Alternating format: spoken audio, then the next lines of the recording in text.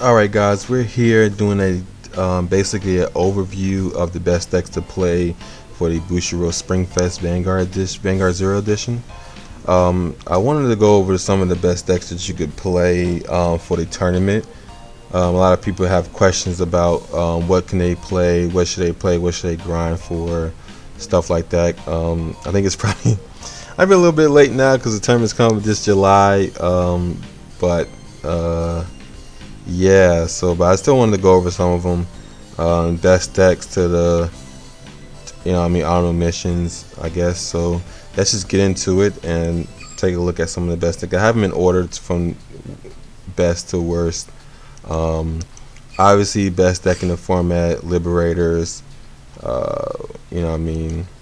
They do everything. What do they not do? They do what needs to be done. They multi-attack, they crit pressure, they retire intercepts. They also have the Garmor that protects intercepts. Most of the decks like Kagero and Shadow Paladin are really hard for them to push damage when you can't retire your opponent's intercepts because Garmor has been ridden.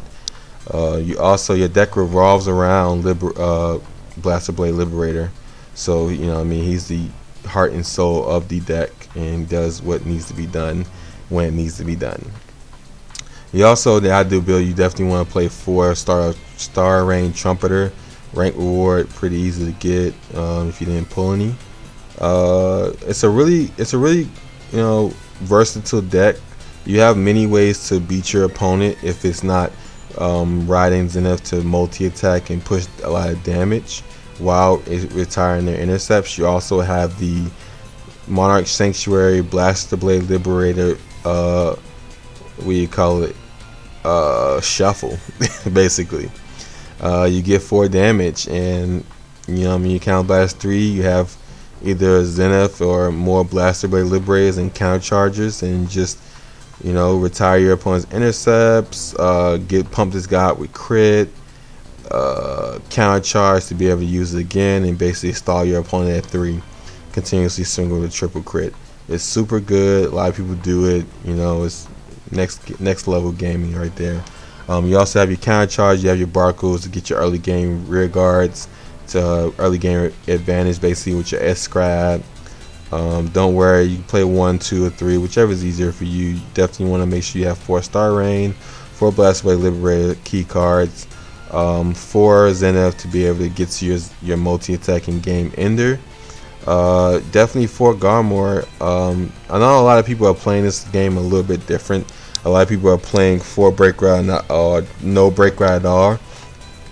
A lot of people have discussed that the Break Ride is a little bit slow, and you have no problem getting to your Blaster Blades, to be honest, because you're deck thinning a lot, so pumping cards out of your deck to be able to get to them, or just calling them out of the deck. So Break Ride isn't that important. You're mostly, your main ride you want to go to is Garmor to be able to protect your intercepts from your opponent's game ender, or if you haven't put them to limit break yet, you're just a good card to just sit on for a little while and just keep pushing damage. And then you ride your Sanctuary Monarch, do your Blaster Blade Liberator shuffle, pump up crit, stall your opponent out, and then end the game with Zenith. Simple as that. You also have your second chance shuffle with Zoran. Zoran basically just puts itself in the soul, look at the top 3 after you called it, and call something else. So you basically, if you draw a Zoran, you keep it in your hand till you go Monarch, and then you just place it and then put into Soul. Really good. I think, what card Soul Blast is?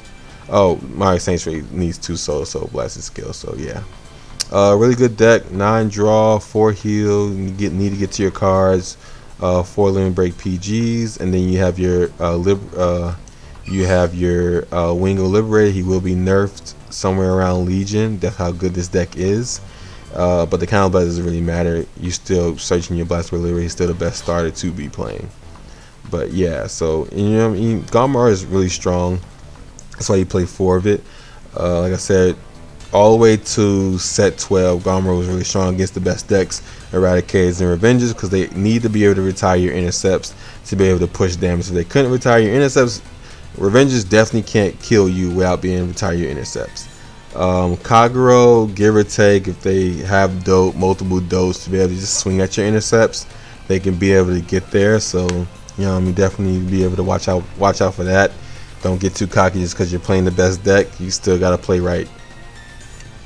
All right, second best deck is Pale Moon Lugia Reverse. Yes, sir. I do not have this deck, but what is going on here? Oh, I have to make it great ones. Hold on 1 second. What am I doing? Too many great ones.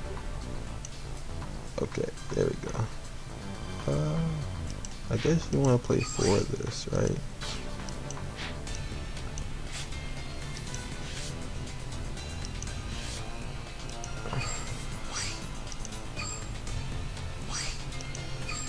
Yes, Lugia reversed.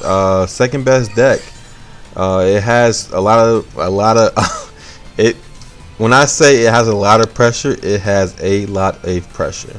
It pushes a lot of damage early game, late game.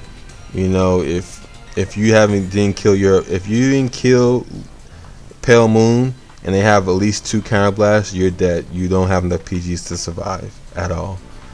Zelma and Marichka are really good cards. They get nerfed next season. No, next set they get nerfed. They get nerfed to count once per turn, I think it is. That's how good they are. They're really good. They're strong. One of definitely a good contender for the top spot. Zelma basically being able to take a Silver Thorn, put it back in your soul, and call something else out.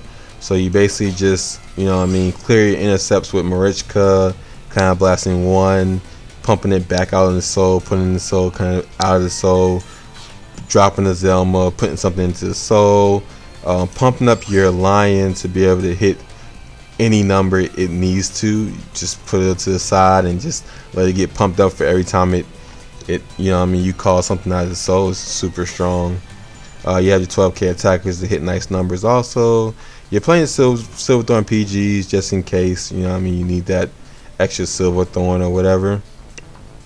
I know some people are playing the old PGs just because you won't have to worry about soul charging it with this grade 1 or the starter. So you definitely normally want to watch out for that.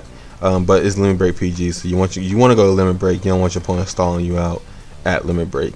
Zelma, Marichka, you literally get pushed to 4 at grade 2, and then they end the game with their Vanguard, the grade 3 Vanguard. And the grade 3 Vanguard really doesn't even do too much. Like, I've seen people not even use the skill of not one of these Lukiards and just Marichka for game basically. These are only there to get the first 5k for every time you call a rear guard from your soul. So so you can use that finishing touch off. Don't have to pump it up with triggers. You can pump everything else up with triggers. They all get plus power. This gets plus 3k. This gets plus 5k, and then Venus gets plus 5k. This is just here as an honorary mention. It's a pretty good break ride. If your opponent break rides, you lose. It doesn't matter what damage you're at. Doesn't matter how many PGs you have. If they break ride, you lose. It's basically an end game. If you do not kill them before they break ride, you lose. It's really slow. It's really hard to keep up with. Being able to break ride. A lot of people don't use it because she doesn't have a Silver Thorn name. That is all it is. It's not good enough to not be a Silver Thorn, but it's good enough to say that if they ride this and then they break ride and you haven't killed them, you're gone. You're done. It's over with for you. But yeah, so the second best deck, pressure. It's not really much advantage. It's just pressure. It just pushes a lot of damage and continuously keeps intercepts because it just keeps playing around with the soul. Hand doesn't matter. Your soul is everything. Alright, so next we will go to third best deck, my favorite, my main, Kagero, Dauntless, Novell, Dote. Super good. A really good deck, pretty good advantage as long as you get to your break ride. You have your Starter, Conoro, be playing this forever in Kagero, being able to tune your RPGs. Grade 1s to be able to search your grade 3s because you need at least 3 to basically keep your combo, your break rod plus your dote persona blast. Unless you have Neville, then you just win the game with Neville. You know what I mean? Counterblast 1 to retire will always be good. Will always be a really strong play. Deck thinning is deck winning with your deck thinners. You have your strike in. A lot of people, you know what I mean, try to damage deny your opponent, especially Liberators, especially Shadow Paladins, so they don't retire your starter, so you won't lose out on your grade 1 search, which is pivotal to your game. A lot of games you have done a lot to be able to stop people from being able to start sniping out here, but you know, people still try to make sure they do it. I'm part of the starter sniping game. I will do whatever is possible to snipe your starter. So striking basically gets you back in the game in damage wise. If you have the damage deny your opponent. As the deck hasn't changed since set 4, to be honest. It's just had a couple of improvements. I think adding the Novell package, adding the Dauntless Break Rod, everything else has basically been the same. Changing PGs. Really good part of the deck is the game ending Novell. You know what I mean? Being able to retire your opponent's whole board with the Persona Blast, or just dropping 2 critics and retiring your opponent's board, and then swinging at them. If they don't have enough PGs, they won't be able to heal because she nullifies heals. Definitely really good with Dauntless. If you're able to retire both of your opponent's intercepts, and then you ride the Novell over the break rod, that's basically 4 attacks to your opponent's face, and they won't be able to heal. Normally you kill them at 3 if they don't have 2 PGs.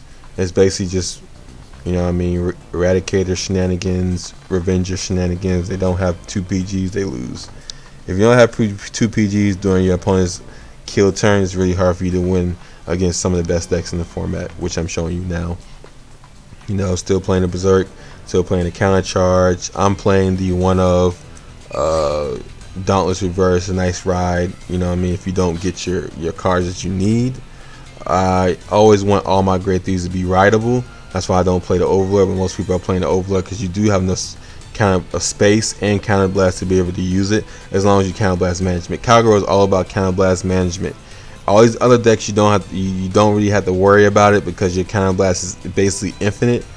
But with Kagero, you want to maintain your counterblast as much as possible, and management is key. So next up is the Kagero I'm sorry. 4th installation of Revengers, really good deck. Still good, stay good. They've been good since they came out. You know what I mean, they haven't dropped in ranking at all. They actually have some pluses come out of this set, with the Judge Battle being able to, if your Phantom hits, Counterblast 1, pump out basically your 2 Sword Breakers to draw 2 cards, and then you know what I mean, you have free boosters until you want to retire them. You can't retire them with your Revenger skills, but you just call over them. This is advantage.deck. This is advantage .deck. It pluses out the wazoo. You always have cards. You always have rear guards. You never have to worry about anything. I don't even understand why we still play 9 draw, because that's how much it pluses. You definitely want to ride your Mordred. Riding your Mordred is super important. So you have your grade 1 that searches your grade 3. Mordred, you have your counter charge. You know what I mean. Blasted Dark Revenger is a really lethal card, especially when you call it out from the break rod. Being able to hit 21k base, your opponent. If you get rid of your opponent's intercepts and they don't have enough PGs to survive, they just lose. They're gonna lose, especially on Raging Form turn. You know, free cards here. No counter blast. Call a card to be able to get retired for the skills. Tartu, pumping out your grade 1s. Pumping out your grade 3 searcher, pumping out your sword breakers. Well, never mind. She can't pump out sword breaker because it's not a Revenger. Never mind. I'm tripping. But pumping out your grade 1s to be able to search your grade 3. Pumping out your free rear guard if you don't have your Raging Form Raging Form Persona ride. So you can be able to just get extra units out, retire them, get your Persona ride, because you can search it, basically create it, basically. Also playing Tartu, even though it's not a Revenger, it is still plussing. Discarding a card to draw 2 cards is always a +1, so why not play it? I'm playing 3 because I have 3, so normal players only play 2, and 3 of this, I'm playing a 1 of Desperate Dragon. I pulled it. It's SP, so I play it, but most people are playing the Deer mode because it's no counterblast, swing with a crit, super good. If you're in a counterblast and you don't have your Persona ride, then you just swing with the Deer and swing with your opponent with crit. Most of your game plan is basically to ride your Break Rod, then drop your Drag Ruler. Even though people are talking about how bad it is still is basically a Raging Form without the added power that you get, because Raging Form, if you retire your opponent's intercepts, you swing with your small column, hit your opponent at 16. Hopefully, if they hit a trigger, you still hit them for 21. And then Raging, if they don't hit a trigger, then your Raging Form is hitting for 24 because he gets plus 3k at 21k. So he hits that 24, popping your opponent's PGs. Persona Rise still another 24. This is a little bit different because your opponent's damage isn't nullified. So if they check a trigger, they go to 21. So that means one of your columns can't swing unless you check a trigger, unless they go into 5. And you have to worry about them getting any more damage or getting any more power. But if they still hit 16, you gotta make sure you have big enough columns to hit 16. This doesn't hit 16. The main definitely doesn't hit 16. Then you have your 6k Swordbreakers. Very hard to hit numbers when some of your 7ks is the minimum.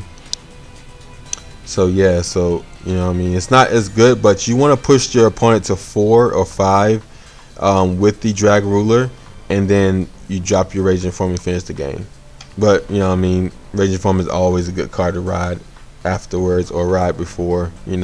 Raging Form still doing Raging Form things. It's really, really good. Strong deck, strong cards. It's basically in the same boat as Liberators. It's just Liberators they just do more. They do more, and even though this is an advantage deck, Liberators just do more, and they do more way more consistently. Alright, so the next deck is basically the Kagura Killer. It's basically Break Ride Killers, honestly. It's a really good deck against Break Ride decks, trying to have your grade 3s to be able to ride them and start your kill turns or start your turns in general. Basically, your main play is the loop, the Break Ride loop, making your opponent discard a card just to be able to ride a grade 3. And if they don't, then their Vanguard is paralyzed. You can't swing with your Vanguard. So it's really hard. A lot of decks can't really keep up with the amount of cards you have to lose just to be able to start your turn.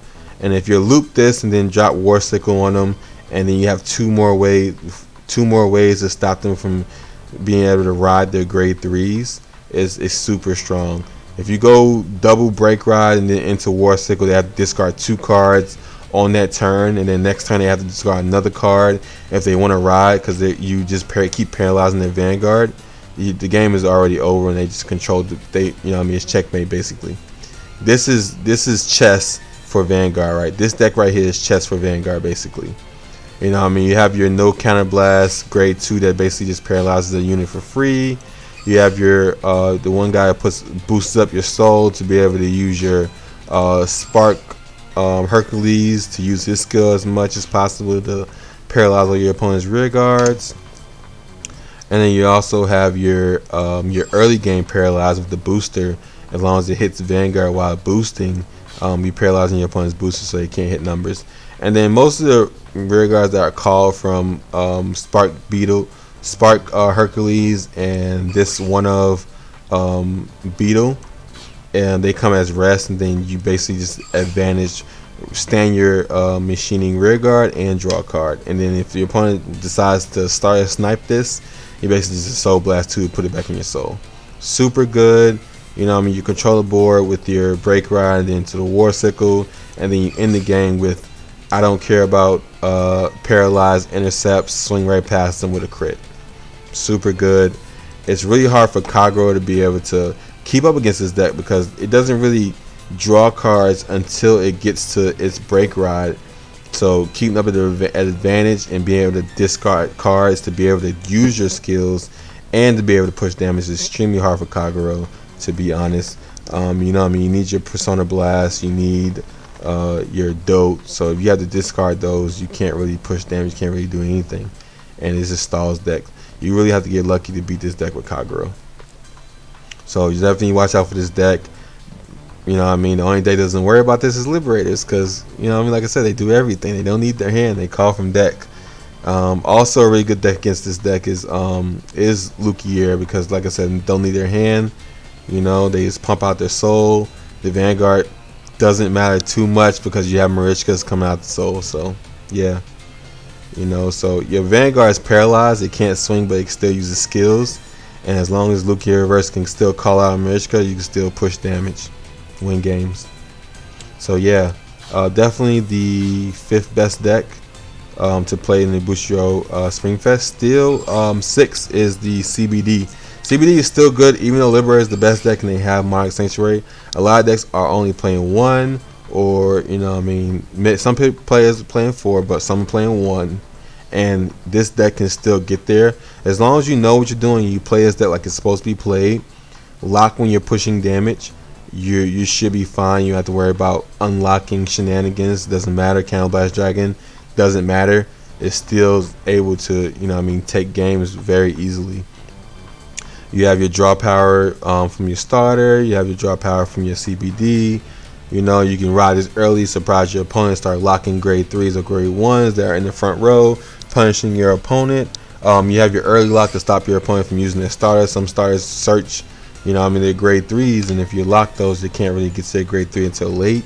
You have your Colony Maker to pump out your grade 1s, pump out your Palladium to be able to basically just relock your opponent's rear guards, keeping them intercepted out the way, keep them grade 3s locked up and punishing your opponent.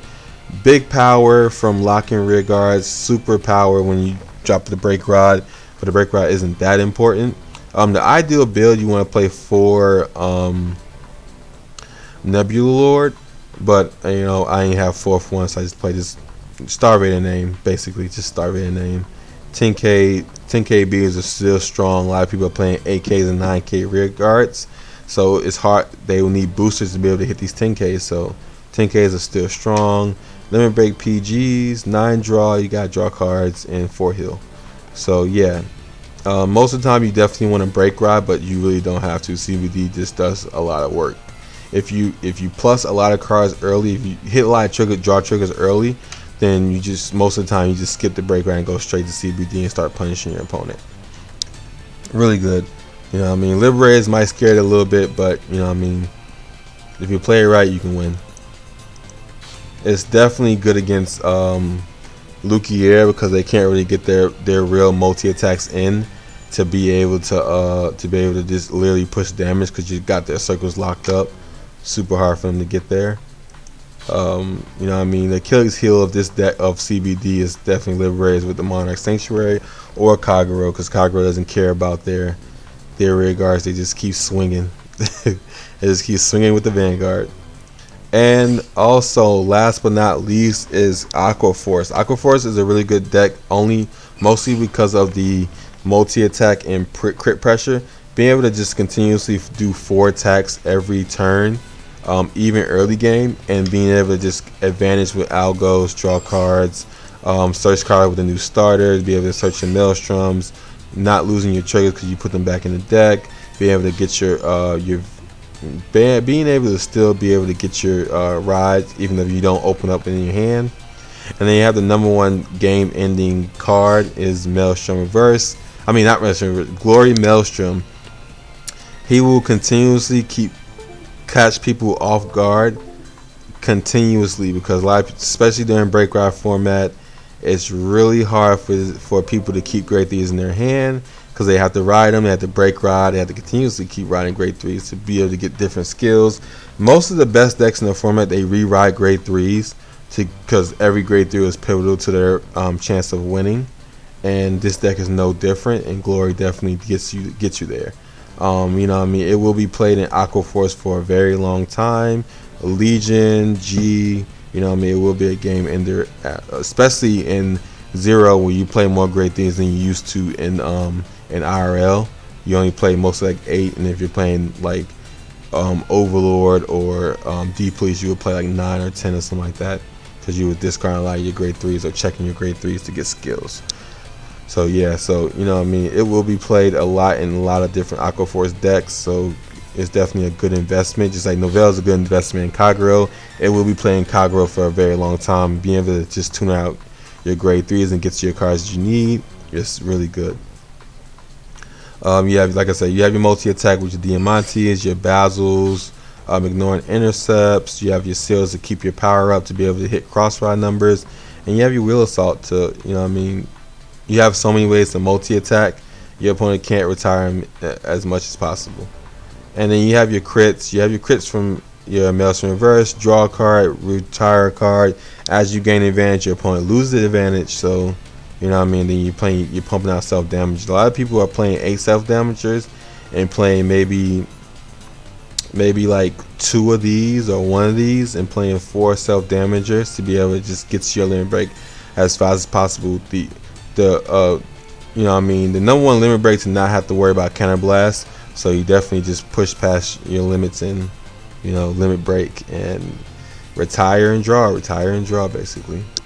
I also have some honorary mentions to decks that you can play during the Bushiroad Springfest. I know a lot of people have been talking a lot of junk, and I'm not being biased because I'm a Kagero main, but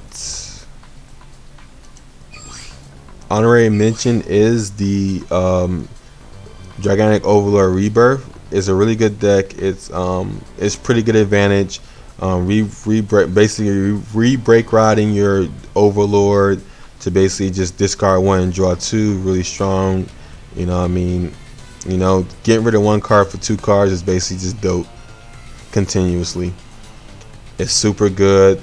You know what I mean? You really don't use the lock skill, which people hated that they kept that skill on there, but you really don't use it. You mostly use it for the skill of discarding the Overlord, Counter Blast to retire intercept, so you can still push damage. Your main plays is just rewriting your Overlord Break Rod until you get your opponent to 5, and then just dropping your Rebirth. You know what I mean? Retiring your opponent's intercept by discarding a grade 3 card, because you're gaining card advantage. And if you gain enough card advantage from the Break Rod skill, the Break Rod, then you're able to use the lock skill if your opponent doesn't have any intercepts, or you retire them with the burnout, because burnout is Counter Blast 1 retire, and Counter Blast 1 retire, like I keep saying, is too good. It's too good to Counter Blast 1 retire. You know what I mean? Deck thinning, being able to search your Break Rod with the Griffin, you know, Conero, search your PGs, continuously keeping PGs with the ease, pushing damage with your striking. I played a 1 of Gaius.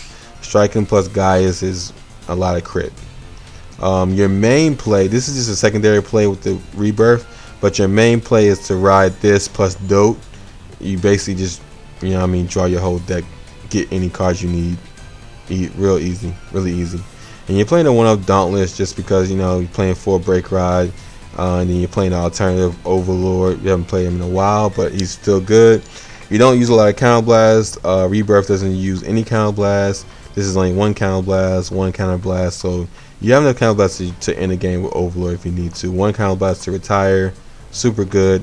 Your ideal build is to play 2 Berserk. You know what I mean? So I'm playing this on sentimental reasons, but the ideal build is to play 2 Berserk. Being able to retire your intercept so you can be able to swing with your Rebirth a lot easier, because he does not have to hit like Dote has to, and he definitely pushes PGs. Also, another honorary mention is obviously the top tier deck since set 9 in set 9 basically, is Eradicators. They got some really pretty good cards to retire front rows. They still do Eradicator things. The deck hasn't changed since set 9. They've kept the same card besides the, you know what I mean, the, you know, what do you call it, the the player's preference, one ofs or two ofs, whatever. If you have all your grade threes, they still a really hard, really good deck to contend with. If you haven't opened packs since set 9, you can still, get there with Eradicators. Eradicators still get you there. Crit pressure, multi attack, retire. It does everything Libs does, but call rear guard. So that's why Liberate just does everything. Like I said. Eradicators are still good, and they will be good until Brawlers come out, and that's just next set. Also, honorary mention is